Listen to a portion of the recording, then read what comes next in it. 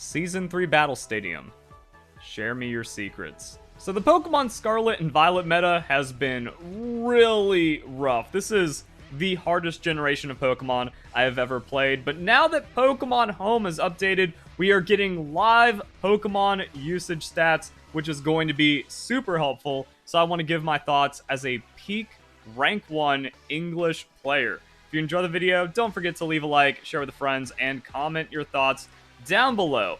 So just kind of going from trends with the other seasons, Dragonite wasn't super common in Season 1, but then became the most common in Season 2, and is now dominating Season 3. So what is Dragonite running? Of course it's Terra Normal. I personally think the strategy is terrible because it's an 80 base power move. And if Dragonite starts setting up Dragon Dances behind the multi-scale, the only thing that stops it is priority. But as a pseudo-legendary Pokemon, you're not really threatened by much priority, and Ice Shard isn't super common because it's not Generation 4, Generation 5. So you don't really get any benefit, and then you're blowing your Mega Evolution gimmick to get 50% damage on an 80 base power move.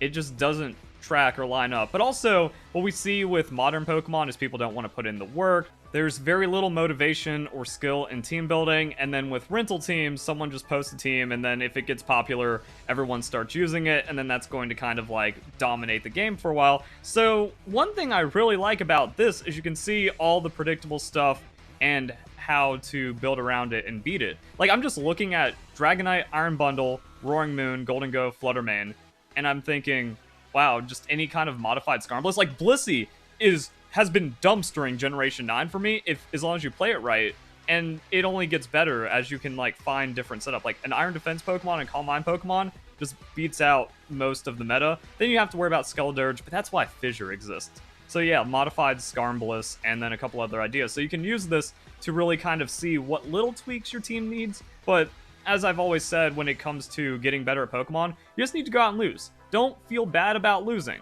Maybe feel bad before you get into Master Ball rank, but what you can do is like get to Master Ball rank and just throw away the rest of the season if you're not like super confident in your team or you still want to develop skill, and then whatever you lose to, if you keep losing to it, you can develop that, adapt your team around it, and then you stop losing to it, and then you just get better at Pokemon.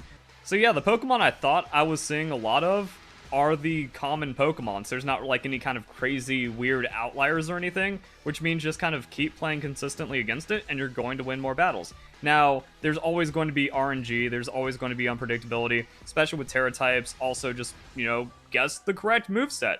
Is the Golden Go tricking you, or is it setting up a sub and then nasty plotting and you lose on the spot? That's going to happen, but if you just kind of play consistently against the consistently top Pokemon, you're going to win more battles. That's going to increase your win rate, and then you're going to rank better, but then you can kind of get an idea as to what happened. So the biggest thing that wrecked me, except it didn't, the strat didn't wreck me, but it mental boomed me, because Grass Volcarona is terrible, and yet Iron Moth is still running Grass in the future.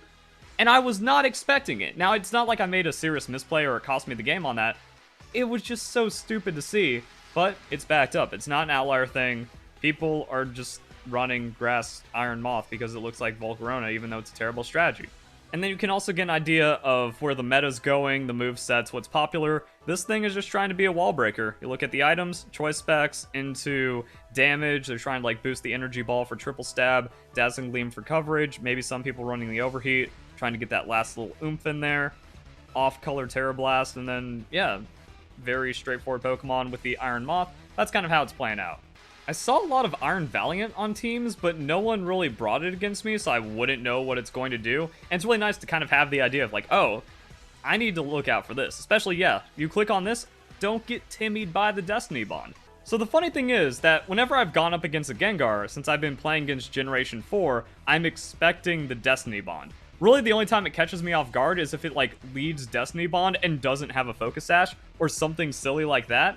But it was the Houndoom with Destiny Bond that ended up catching me. So just kind of having an idea, like, oh yeah, these things are pretty much always running Destiny Bond. Get ready for that. Then some offensive pressure, but the Pokemon doesn't have coverage, so it doesn't really seem that great. King Gambit, what's the Guillotine usage? Are we still in an Oko meta? 17%, then, you know, you can't safely set up against it, but they've all got Sucker Punch, they've all, you know, kind of doing Kowtow Cleave, some are setting up. Dragapult's dropping off. Garchomp. Garchomp, I think, is interesting. Garchomp has been overrated the entire time it's been in Pokemon, except for right now, I think. And now I think it's actually underrated because you just have a fast wall breaker on some of the fattest stats, and it's crushing everything because it's just slower. Like Golden Go. You outspeed Golden Go and you one-shot it. You don't have to play any games. There's no... Well, I mean, if it Trick Scarfs you, you're just a Scarf Chomp, which is still fine. So, I mean, you don't have to play any games against the Golden Go. And as you can see, like, Choice Scarf, 15% usage. That's how ugly the game is. But Scarf Chomp was the thing that, like, didn't have enough damage and was easy to set up against. So now that everything is anti-set up, there's people bringing less of it, and it's also just less consistent into all the anti-setup, and you just crush someone on Choice Band 130 high stab base power move. Turns out that's really strong. And like I said, because we're on like the dark side of the moon of this meta, there's not a lot of Ice Shard. Since Garchomp isn't everywhere, people aren't running perma ice, and even with terastallization, almost every typing is better than like teching in ice or something. And even Ice Spinner isn't like a crazy high usage move or anything, and even then it's really easy to resist into ice as well, especially with all the bulky water Pokemon. You go Garchomp Dondozo, what can they do against it? What can they do against it? So yeah, like I think Garchomp's actually underrated. I think it's the first time I can really say that. Meowscarada, how much are running Sucker Punch? 33%, so 1 in 3 chance that your Focus Sash Pokemon gets bullied out, or that your Houndstone strategy loses. So you can, I think that's the biggest thing for Pokemon Home for me, is just kind of seeing like, what were the odds that I lost to that? Oh, 4% usage? Oh, the 3% Terra type or something stupid? So I guess you get to call Johns with this, which has its own benefits. Also, I accidentally like backed out too hard. But it is good to know, like just kind of the consistency as well as some of like the weird shenanigans. Or you can also identify an off moveset. Like some Pokemon have a split moveset, so if you see a Pokemon using like the 10% move, well then it's also going to use the other synergistic low usage moves. What are people running on the Flutter Mane? Let's see it. Shadow Ball, Moonblast. Wow. No Calm Mind.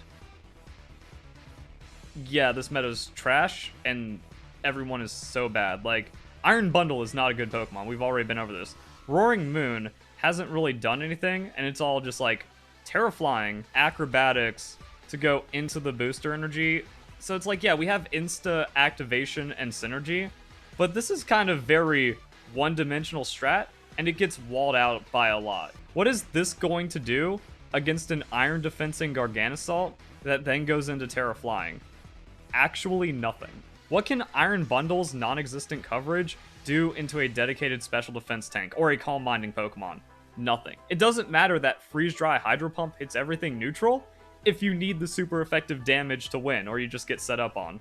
So yeah, that's what I mean. Like, this is a, like, we might be kind of coming full circle. And that was an idea behind the Paradox Pokemon, is that their base stats are so overtuned that they might just try to bring more sweeping into the first series, which was just a bulky setup tank anti-tank meta. But now that people kind of want to go back into sweeping with all these top movesets we're seeing, minus the Golden Good, just the dumbest, stupidest Pokemon that never, ever needed to exist. Outside of that, it actually looks like there's a good capacity to set up and then just beat all the top Pokemon and like all the top teams and like these very samey rental teams. Volcarona. Oh! People are learning. Grass is terrible. Going up to Fairy. I've seen both. So Volcarona is pretty much always going into one of those. Play as though it is. Scream Tail. This was actually the most threatening Pokemon. I've considered it to be most likely the best Paradox Pokemon. That or Calm Mind Flutter Mane, which isn't getting a lot of usage. So I don't even know what's going on. But yeah, I went up against Reflect Light Screen, which then allowed the opponent to set up for free. This thing is just ugly.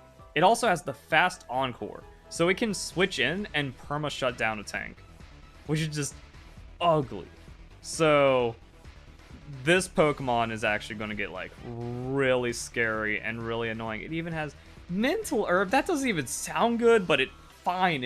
If you anti the taunt, you just win the game on the spot. That's so silly. Corviknight's the Pokemon that unseated me from rank 1 English, rank 27 world. Terra Fighting, that tracks. It's all Rocky Helmet. I went up against a pressure one, which was extra annoying. And then, yeah, Roost, Body Press, Iron Defense, Taunt. It's the anti-tank setup tank. It only has to worry about Ghost-type Pokemon. But even then it doesn't, because my Houndstone couldn't break into that Iron Defense even with the last respects. It's such a filthy Pokemon. Like, you run Corvbliss. What does the opponent do? They Rotom has nothing on your Blissey, and then if Corviknight sets up and they don't have Ghost-type Pokemon, you win the game. Garganasalt. Okay, what's Garganasalt's dropping. And I still believe that Garganasalt is like one of the most busted Pokemon, but no one wants to play it because it isn't fun. They burned out. They got their 50 games of Garganasalt to hit Masters like multiple times, and then they don't want to pick it up again unless it's unless you're desperate for a win. Not worth running. Ghost Party is up, Flying is down because Fissure meta cycled out, even though Fissure meta never truly leaves. Keep an eye on that. And then other stuff. Salt Cure, Recover, Iron Defense, Body Press, some Protect stalling, some Stealth Rock setting up. Fissure is too low usage. Yeah. And then we have Tyranitar. So I've been having success on the Terra Bug Tyranitar. Like, a disgusting amount of success because the resists synergize so hard. Not even top rank typing. I'm on the tech. Usage statistics, don't use them. They're not good in any kind of competitive game because it's a bad player that doesn't have natural game sense or an idea of like what to do on their own, trying to get other ideas. So everyone funneling into that means you're not going to get anything good out of it unless it's like a zero counterplay super busted thing, but that rarely ever happens. Like inside and even outside of Pokemon, if it takes years or seasons or months for like a flavor of the month to pop up until it needs to get nerfed, well then it wasn't that insane because it took so long to discover, and then everyone just kind of like piles onto it without either understanding the nuances or the meta shapes around it so hard that it's very easy to counter, but the counters were just non-existent. So yeah, I don't think that playing for like popularity actually accomplishes anything, or the usage stats actually say anything about the game, which is again why Smogon is so hilariously flawed and casual. Amoonguss is dropping in priority. Not a lot of Blissies. So I mean, what this is showing is like, yeah, I think what I said earlier on about Paradox Pokemon kind of bringing speed into the game and like some extra sweeping pressure. So actually Paradox, people are so upset. They're like, oh, Paradox Pokemon busted and ruined the game. No, I think Paradox Pokemon actually did what was kind of expected in that they saved the meta from just being way too slow and way too ugly, but you can still play it slow and you can still set up against them and win. And since that's been my battle style since Generation 4, it actually looks playable again for me. Or maybe that's just it. You just need Golden Go to shut down setup so reliably that, you know, it's not even playable with the Paradox Pokemon. But like a lot of the extra annoying and anti-setup Pokemon, they are lower in priority this season. So it just kind of shows there's angles. There's open spots to really exploit inside this metagame outside of the top Pokemon, which aren't even that good. So yeah, we got some interesting stuff, and it only gets more interesting as you can like kind of see the meta shift around, see the Pokemon usage shift around as you're encountering Pokemon and players and stuff on the ladder. And then since now we have Pokemon Home, it was a couple hours late, but now that we have it, next season refresh, we're actually going to be able to see like the live rankings and who is ranking when, and the Pokemon coming in live, which is going to be also really interesting for like immediately understand new season, but then taking where the adaptations and meta shifts of the end of Season 3 go.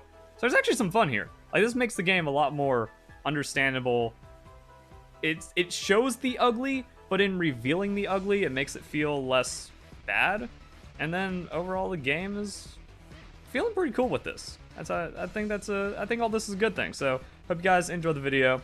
Hope you all have a nice day. Thank you very much for watching.